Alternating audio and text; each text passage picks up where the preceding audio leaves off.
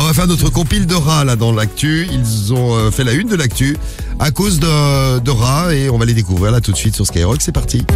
C'est la compile du morning de Diffoul sur Skyrock.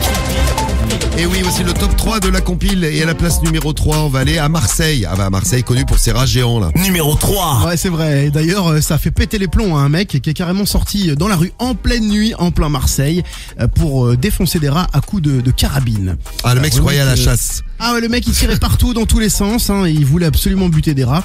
Bon, à un moment donné quand même, les coups de feu ça fait du bruit, ça a alerté les voisins qui eux-mêmes ont alerté la police, la patrouille police secours, hein, qui est arrivée donc assez rapidement parce que forcément c'est dangereux.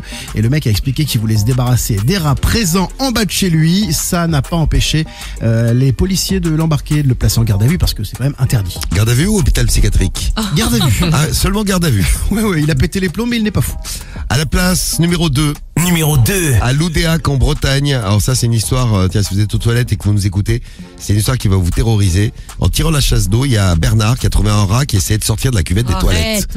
Mais ça moi je croyais que ça pouvait pas exister. Mais si, les serpents, tout ça, ça peut. Hein. Alors là c'est un rat. Hein. C'est horrible. C'est une compile de rats carrément. Ouais mais c'est pas des serpents. Alors le mec a déclaré, parce qu'il a été interviewé par le Télégramme, le journal de Brest, et il a témoigné, il fait « J'ai pris mon courage à deux mains. J'ai eu peur. Voici 35 ans que je réside ici et je n'avais jamais vu cela. Ça m'a fait un drôle de choc. » Mais tu m'étonnes, le mec il a dû flipper. Mais Et derrière il déclare « Ce que j'ai fait, je l'ai tué et je l'ai noyé. Oh. » Bah t'aurais dû le faire dans le sens inverse. Fallait d'abord le noyer, comme ça tu n'auras pas besoin de le tuer parce qu'il serait mort. oui, Bon, c'est vrai. Ouais.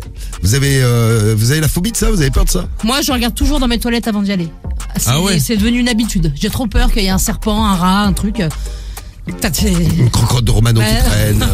Non, mais avec les égouts et tout, ça peut. Donc ça arrive, c'est arrivé en Bretagne, à Loudéac, en Bretagne. C'est à la place numéro 2 et la place numéro 1. On va loin là. Numéro 1. Ah oui, on va très loin, on va au Japon. C'est horrible ce qui s'est produit au Japon.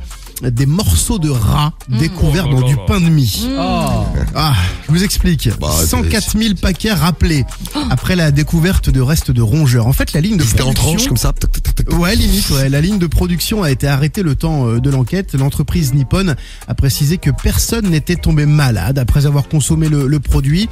Bon, une Genre, ils publicité font pour- chier les gens quand même, ils se plaignent. ils ont- J'avoue, merde, attends, ils ont eu un voilà. petit bonus dans leur truc, Ils ont eu un petit franchement. bonus.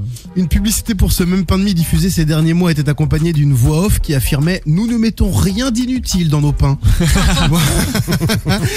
Donc voilà, bien dégoûtant, des rats qui sont morts et qui ont terminé dans la ligne de production. Et bien voilà, Eh notre ben. compile de rats, ils ont fait la une de l'actu ce matin sur Sky.